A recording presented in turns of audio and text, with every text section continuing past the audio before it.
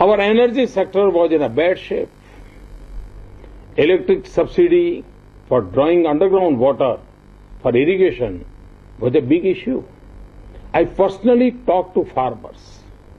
I met them. I discussed them. I tried to understand them. I told them that what they need is not electricity, but water. I assured them to arrange for enough surface water. At the same time, I also appealed to them for water conservation through micro irrigation and other measures. Both the government and people work together, and the waterfront, we could create a large number of water harvesting and conservation structures. Today, most parts of the state get surface water. It has also led to rising of the underground water tables.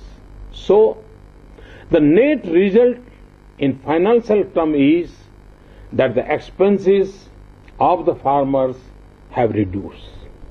With availability of water, farmers have diversified their crops. Now, there is a more crop per acre of land and more production per drop of water. Our slogan is, per drop, more crop.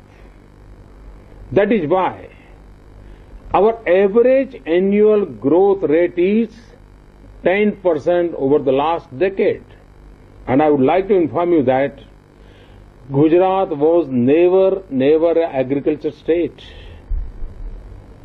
Today, we are leading in sector. Higher farm income had led to overall prosperity in the rural life. Friends, in India, we believe that the whole universe, including the human race, is still in the process of evolution. So is the case with democracy and its systems. It has to further evolve, and we all will have to contribute. I can list out at least 5 areas where it is very useful to take democracy to the further heights. These institutions help us in putting up the systems of checks and balances. It is also necessary to keep decentralizing these institutions once they become mature. Here also, we can learn from Mahatma Gandhi. He had said that the remedy is not in avoiding democracy.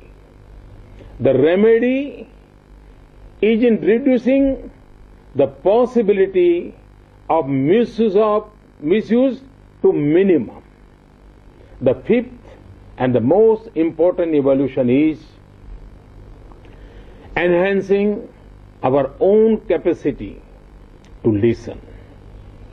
In a democracy, listening and redressing people's grievances is the master key. So the companies and investors are looking for locations where there is a cost-effective, efficient and disciplined manpower. Emerging countries are generally blessed with good human resources, but they have to invest in it. Their human resources has to be made productive. They have to be empowered with skills, tools, infrastructures and services. If this happens, the global production cycles will surely move towards the emerging market countries.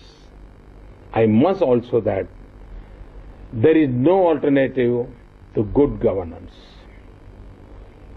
Good governance is the key solution of the so many problems. This is the most awaited and also the most complex issue. We have to learn every day and from everyone to make it better and better. Good governance starts from good intentions.